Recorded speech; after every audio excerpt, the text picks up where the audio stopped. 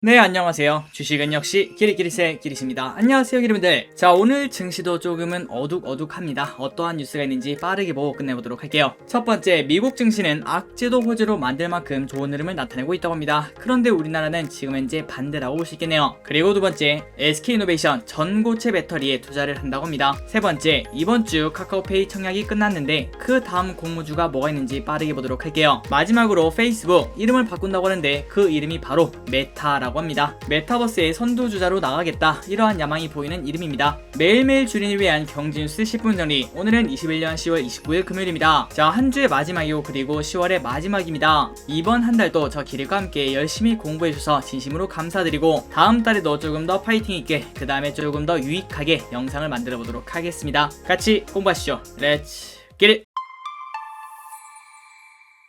자, 오늘은 처음에 말씀드렸던 대로 시장도 좋지 않고 그리고 월말이자 한 주의 마지막이니까 정말 빠르게 타이틀만 보고 끝내본다는 생각으로 핵심만 정리를 해보도록 하겠습니다. 그리고 들어가기 앞서 좋아요 누르시면 저 기리색에 매우 큰 힘이 됩니다. 정말 감사합니다. 첫 번째, 미국 3분기 성장 쇼크가 나왔는데요. 그런데도 불구하고 신고점을 날렸다고 하네요. 왜 미국은 이렇게 강한지 한번 보도록 하겠습니다. 자, 미국 뉴욕 증시가 일제히 상승 마감했습니다. 미국의 3분기 경제 성장률이 큰 폭으로 둔화를 했는데요. 그 말은 경제가 안 좋다는 거겠죠. 하지만 그럼에도 불구하고 주요 빅테크주들이 선전하며 나스닥은 신고가를 경신했다고 합니다. 그래서 그 이유가 뭔가요? 이렇게 물어봤더니 성장률 지표가 기대를 크게 밑돌았지만 어차피 일시적일 것이다, 4분기에는 회복할 것, 이러한 전망과 주요 기업들의 실적 호조가 투자 심리를 부추긴 것으로 보인다고 하네요. 그러니 딱 이렇게 말할 수 있습니다. 호재도 악재로 반영하는 거겠죠. 그만큼 현재 미국장이 강하다는 반증이라고 생각을 해볼 수 있습니다. 그리고 플러스 나스닥만 신고가를 낸 게 아니라 아래 보시면은 S&P 500도 신고가를 경신했다고 합니다. 진짜 강하다고 볼 수 있겠죠. 계속 이어서 보도록 하겠습니다. 주요 기업들의 실적 호조도 투자 심리를 이끌고 있는데요. CNBC 등에 따르면은 S&P 500기업 절반 정도가 3분기 실적을 발표했는데 거의 대부분의 기업들이 시장 전망치로 또는 기대 이상의 성과를 내고 있는 중이라고 합니다. 그 와중에 우리가 아는 기업이죠, 포드.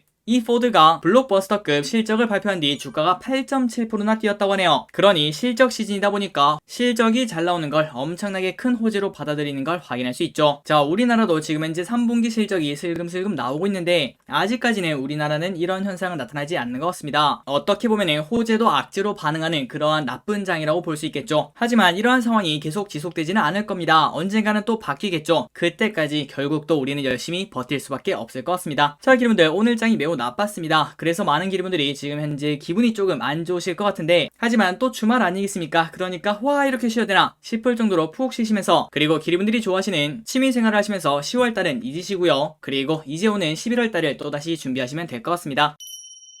다음입니다. 오징어 게임 가상화폐 등장. 별의별 게 다 나오네요. 그런데 24시간 만에 숫자도 이쁩니다. 2400%나 폭등했다고 하네요. 자, 넷플릭스 한국 오리지널 시리즈 오징어 게임의 인기가 암호화폐에도 확대하고 있습니다. CNBC에 따르면 오징어 게임의 인기를 이용한 암호화폐 스퀴드 게임 토큰이 등장했고 24시간 동안 무려 2400%의 폭등세를 보여줬고, 게다가 그때 시가총액이 무려 2000억에 달했다고 합니다. 우리나라 중소기업 한 개 가격이라고 생각을 해볼 수 있겠네요. 자, 그런데 이 스퀴드 게임이 이렇게 오르는 거는 특별한 호재 없이 급등한 다른 알트코인이랑 비슷하다고 볼 수 있겠죠. 그러니 쉽게 말하자면 밈코인이라고 볼 수 있을 것 같습니다. 갑자기 이걸 보니까 예전에 봤던 코인 고르는 방법이 생각납니다. 바로 알트코인을 고를 때 가장 중요한 건 이름이라고 하더라고요. 그러니 이러한 밈코인은 사실상 어떠한 호재가 없는데도 이름 때문에, 그 다음에 수급 때문에 그냥 쭉 올라갔다가 떨어졌다가 그런 식으로 변동성이 크다는 걸 생각을 해볼 수 있습니다. 그렇다면 원조 밈코인을 빼놓을 수 없겠죠. 도지코인이랑 그 친구 시바이누는 뭐하고 있는지 한번 확인해 보도록 하겠습니다. 한편 시바견 밈코인으로 불리는 시바이누는 이날 사상 최고가를 찍고 있다고 하네요. 그래서 시가총액이 밈코인 원조격인 도지코인을 뛰어넘는 기록을 세우기도 했다고 합니다. 그런데 변동성이 진짜 대단한데요. 아래 보시면은 시바이누 가격은 하루 전 대비 18%나 급락하고 있고, 그리고 도지코인은 23%나 급등을 하고 있다고 합니다. 자, 이러한 뉴스를 볼 때마다 느끼는 건 딱 하나밖에 없을 것 같네요. 진짜 무서운 코인 시장. 다음입니다. 미국 하원 의원들 내주 초 바이든의 종전선언, 북미 대화 촉구 서한을 발송할 예정이라고 합니다. 브래드 셔먼 미국 민주당 연방 하원 의원은 남북 및 북미 간 회담 재개를 위한 신뢰 구축 차원에서 논의되는 종전선언과 신속한 북미 대화 재개를 촉구하는 서한을 조 바이든 대통령에게 내주 초에 보낼 것으로 전해진다고 하네요. 자, 이러한 뉴스를 볼 때마다 슬슬 군부를 떼고 있나 그러한 생각이 듭니다. 그렇다면 대북 관련주의 흐름을 관심있게 봐야겠죠. 다음 주에 한번 관심있게 보시면 좋을 것 같습니다. 다음 뉴스입니다. 역수입 간절합니다. 해외 간 초코파이 과일 품고 화려해졌네. 우리나라 과자가 해외에서 잘 팔린다고 하는데 빠르게 보도록 할게요. 한국을 대표하는 스낵 제품으로 해외에서 이름을 알린 초코파이, 꼬북칩, 오감자 등 오리온의 대표 제품들이 K과자의 명성을 떨치고 있다고 합니다. 자, 일단 오리온 초코파이는 당연히 엄청나게 팔린다고 볼 수 있겠죠. 60개국 이상에서 판매가 되며 해외 현지 마트에서 쉽게 만날 수 있습니다. 중국, 베트남, 러시아에서 지난해 합산 기준 3,700억의 매출을 달성을 했다고 하고요. 그리고 현재 초코파이는 한국을 포함해 중국, 베트남, 러시아 등에서 20종이 판매가 되고 있다고 합니다. 그러니까 맛이 20개라는 거겠죠. 자, 기리분들이 아시다시피 초코파이는 그냥 초코파이랑 마시멜로 아니야 그렇게 볼 수 있겠지만, 하지만 각 나라의 문화, 그 다음에 식습관, 소비자 취향 등을 반영해 다채로운 신제품을 내놓으며 전 세계 소비자들의 취향을 파고들고 있다고 합니다. 먼저 러시아에서는 현지 소비자에게 친숙한 잼을 이용한 신제품이 사랑받고 있다고 합니다. 라즈베리, 체리, 망고, 블랙커런트,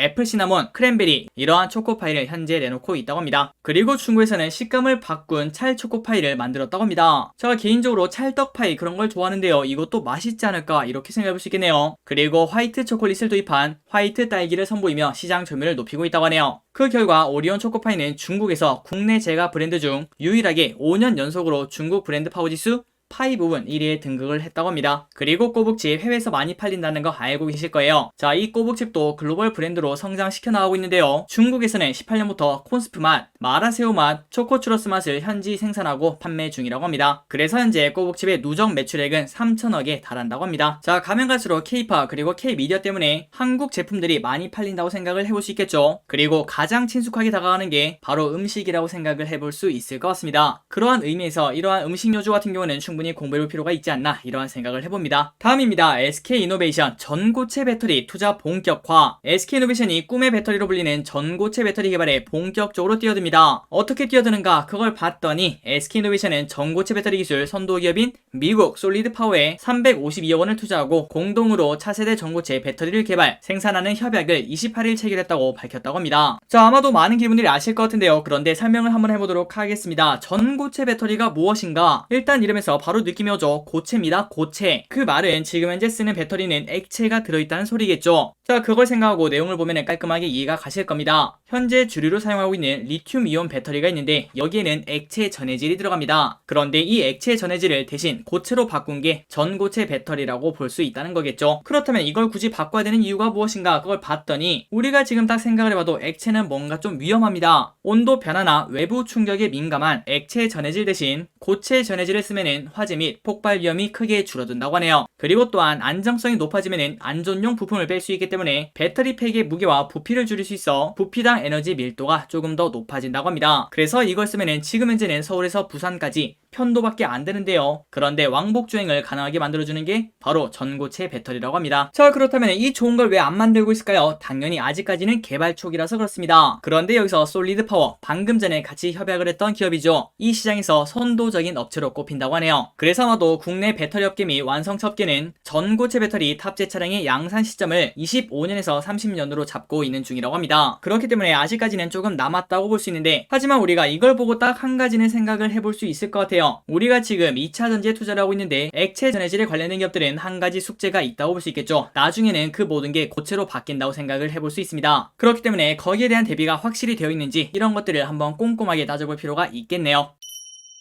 다음 뉴스입니다. 카카오페이 온기 연말까지 이어진다. 남은 IPO 기대주는 카카오페이가 성공적으로 일반 청약을 마쳤습니다. 기리분들 고생 많으셨고요. 그래서 갑자기 하반기 들어 주춤했던 IPO 시장이 조금은 활기를 찾는 분위기라고 합니다. 그리고 이번 주에 3개가 상장했는데 그 중에 2개가 또 좋은 흐름을 나타냈죠. 그래서 현재 투자자들의 시선은 올해 하반기 남은 기대주와 내년 초에 IPO를 진행할 대여급 기업으로 쏠린다고 하네요. 자, 가장 먼저 다음 주에 대여가 있습니다. SM그룹 해운 부분 계열사인 SM상선이 상장을 하는데 하는데 다음 주 목요일부터 금요일까지 일반 청약을 실시한다고 합니다. 자, 이 부분은 또 다른 영상을 통해서 꼼꼼하게 다뤄보도록 하겠습니다. 그리고 SM 상선뿐만 아니라 다른 중소형주도 많습니다. 인공지능 검사 설비 전문기업 트윈과 마인즈랩이 각각 다음 달 2일에서 3일 그리고 8일에서 9일 수요 예측을 실시할 예정이며 이외에도 디어유, ITI즈, 비트나인, 지오엘리먼트 등도 잇따라 공모주 청약에 들어갈 예정이라고 합니다. 이런 기업도 당연히 이번 주말에 또 공부를 해보도록 할게요. 당장 내일이네요. 하지만 올해 상장할 것으로 예상됐던 LG에너지솔루션 그리고 현대엔지니어링 등은 내년에 IPO를 진행할 것으로 보인다고 합니다. 그렇기 때문에 내년 초까지 IPO 대우가 대기하고 있다는 거, 그때까지 또 꼼꼼하게 공부를 해보도록 하겠습니다. 자, 다음입니다. 페이스북 이제 완전 메타버스로 가겠다고 선언을 했네요. 회사 이름인 페이스북을 메타로 바꾼다고 합니다. 그리고 그 로고가 어떻게 생겼나 그걸 봤더니 파란색은 그대로 살렸고요. 그 다음에 무한대 표시를 이렇게 만든 걸 확인할 수 있네요. 그러니 메타버스를 할 수 있는 게 무한대로 있다, 이렇게 해석도 할 수 있겠죠. 다음입니다. 테슬라 대항마 루시드 신차 초읽기를 하고 있다고 하네요. 그래서 주가가 무려 47%나 폭등을 했다고 합니다. 자, 루시드가 미국에서 본격적인 신차 판매를 선언했다는 소식에 주가가 47%나 급등을 했습니다. 그런데 아직까지는 루시드사의 대변인은 얼마나 많은 차량을 생산할지는 밝히지 않았다고 하는데요. 하지만 지속해서 생산량을 늘릴 것으로 전했다고 합니다. 그리고 참고로 지난 7월 투자자들에게 22년 내년에는 루시드에어 2만 대를 생산해 22억 달러 이상의 수익을 올릴 것으로 밝힌 바 있다고 하네요. 그러니까 내년에 루시드에어 2만 대를 생산한다고 하는데 이 정도면 많은 걸까요? 적은 걸까요? 참고로 현대차를 기준으로 말씀드리자면은 아반떼가 한 달에 5,000대 정도가 팔린다고 합니다. 그러니 아반떼 곱하기 4개월 정도의 생산량을 보여주고 있다고 합니다. 자, 그런데도 불구하고 주가가 엄청나게 급등을 하고 있다고 합니다. 자, 이 정도면 차라리 현대차랑 기아도 그냥 상장 폐지를 한 다음에 이름을 바꾼 다음에 전기차만 팔면은 오히려 시가총액이 더 높지 않을까, 이러한 생각을 해볼 수 있겠네요. 다음입니다. 채소값이 폭등을 하고 있습니다. 그러다 보니까 김장을 할 수가 없다고 하네요. 자, 김장 비용은 배추값의 좌우가 됩니다. 올해 배추는 재배 면적이 감소하며 생산량도 소폭 감소할 것으로 예상이 되는데요. 그래서 평년보다 한 포기당 2,300원에서 2,500원 수준으로 소폭 오른 것으로 예상이 된다고 합니다. 그리고 같은 기간 가을무는 출하량이 증가하며 평년보다 조금은 하락한 900원에서 1,250원으로 나올 예정이라고 합니다. 그런데 김치를 만드는데 이것만 필요한 게 아니죠. 뭐 예를 들어 건고추, 깐마늘 이런 것들이 필요한데 그런 것들을 그냥 4인 기준으로 계산하자면은 배추가 약 5만원, 그리고 무가 1만원, 건고추가 5만원, 벌써 11만원이 넘었네요. 여기에다가 미나리, 쪽파, 대파, 홍갓 등 배추 속 재료를 장만하고 젓갈까지 구비하면 30만원이 육박하는 비용이 필요하다고 합니다. 그리고 플러스 이제 집마다 좀 다르겠죠. 생갈치, 생태, 생새우, 굴, 배 이런 재료를 사용한다면 10만원 정도가 더 필요하다. 그러니까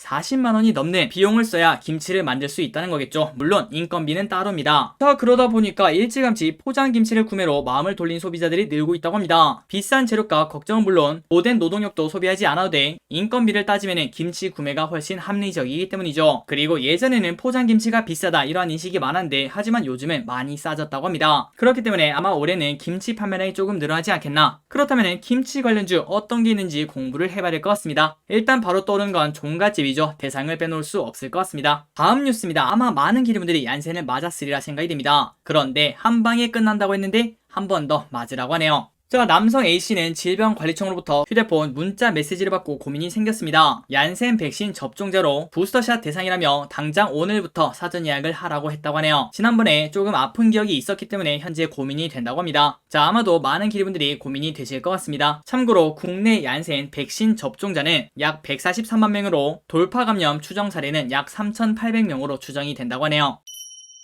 다음입니다. 안고 없는 찐빵이라고 볼 수 있겠죠. 중국이랑 러시아 불참한 UN 기후협약, 그렇기 때문에 삐걱삐걱거리는 소리가 현재 들린다고 합니다. 오는 30일부터 13일간 일정으로 영국에서 진행하는 UN 기후변화협약 당사국총회가 반쪽짜리 행사가 될 위기에 놓였다고 합니다. 기후변화 해결에 절대적으로 중요한 주요 당사국들이 이번 총회에 불참하거나 거부감을 보이고 있기 때문이라고 하네요. 자, 전세계에서 탄소 배출 1위가 어딜까요? 당연히 중국이죠. 그리고 4등은 러시아입니다. 그런데 이 두 개가 총회에 불참하고 게다가 지구의 허파인 아마존이 있는 브라질의 대통령도 참석하지 않는다고 하는데요. 그리고 플러스 전세계 탄소 배출 3위인 인도 같은 경우에는 불참할 것 같다가 마지막에 참가 의사를 보였지만 그럼에도 불구하고 기후변화 협약에 대한 불만을 보이고 있다고 합니다. 그러니 사실상 1등, 3등, 4등이 현재 불만을 표출하고 있으니까 제대로 이 기후협약이 굴러갈 리가 없겠죠. 그런데 이 나라들이 지금 현재 불만을 표출하는 것은 당연하다고 볼 수 있습니다. 빠르게 발전을 원하는 나라들, 그러니까 중국, 인도 빼놓을 수가 없겠죠. 이러한 나라들에게는 기후협약이 족쇄나 마찬가지이기 때문입니다. 그러니까 중국과 인도는 이렇게 말할 수 있는 겁니다. 아니, 야, 지네는 발전할 거 다 해놓고 우리가 이제 발전하려고 하니까 뭐 환경을 지키라고 말도 안 되는 소리. 그리고 이거는 우리나라도 똑같이 해당이 된다라고 생각을 해볼 수 있을 것 같습니다. 다음입니다. SK하이닉스 키파운드리 인수. 그래서 파운드리 생산 능력 2배가 확대가 되었다고 합니다. 자, SK하이닉스가 8인치 파운드리 기업인 키파운드리를 인수한다고 합니다. 참고로 키파운드리는 과거 SK하이닉스가 경영난을 겪던 2004년 구조조정 차원에서 비메모리 사업을 분리한 뒤 매그나칩 반도체를 설립하고 파운드리 시설만 별도로 떼내 해외 사모펀드에 매각을 했는데 그로부터 17년 만에 찾아오는 거라고 합니다. 그래서 하이닉스 관계자가 이렇게 말했습니다. 키파운드리 인수는 SK하이닉스의 파운드리 생산 능력을 2배 확대하는 데 기여할 것으로 기대한다며 앞으로 8인치 파운드리 역량을 보강해 시스템 반도체 경쟁력을 키우고 글로벌 반도체 공급망 안정화와 국내 팹리스 생태계 지원에도 나서겠다고 말했다고 합니다. 자, 벌써 리포트 볼 시간이네요. 오늘의 기업 2가지만 보고 끝내보도록 하겠습니다. 현대미포조선, 조선업종 실적 대장주 될 것. 한국투자증권은 현대미포에 대해서 조선기업 중에서 가장 먼저 실적 반등세를 보여줄 것이라며 투자 의견 매수 목표 주가 10만원을 유지했다고 합니다. 그래서 기름들이 위에 보시다시피 한국투자증권은 미포조선의 실적 개선 가능성에 주목한다고 하는데요. 9월까지 벌써 42억 달러를 수주해 올해 목표치 35억 달러를 넘겼고 특히 마진이 높은 LPG선 수주가 많다고 합니다. 자, 이번 주 월요일부터 갑자기 조선주가 슬금슬금 달리기 시작하고 있습니다. 그리고 거래량 또 이렇게 같이 나오고 있죠. 꽤나 오랫동안 조정을 받았던 조선주 여기서부터 쭉쭉 올라갈 수 있을지 한번 공부가 필요해 보입니다. 그리고 목표가도 10만원이면 아직까지 많이 남았다고 볼 수 있겠죠. 자, 다음입니다. 화장품 시장도 진짜 많이 눌려있는데요. 그런데 오랜만에 이러한 리포트가 나왔네요. 클리오 위드 코로나 리오프닝 색조 수요 상승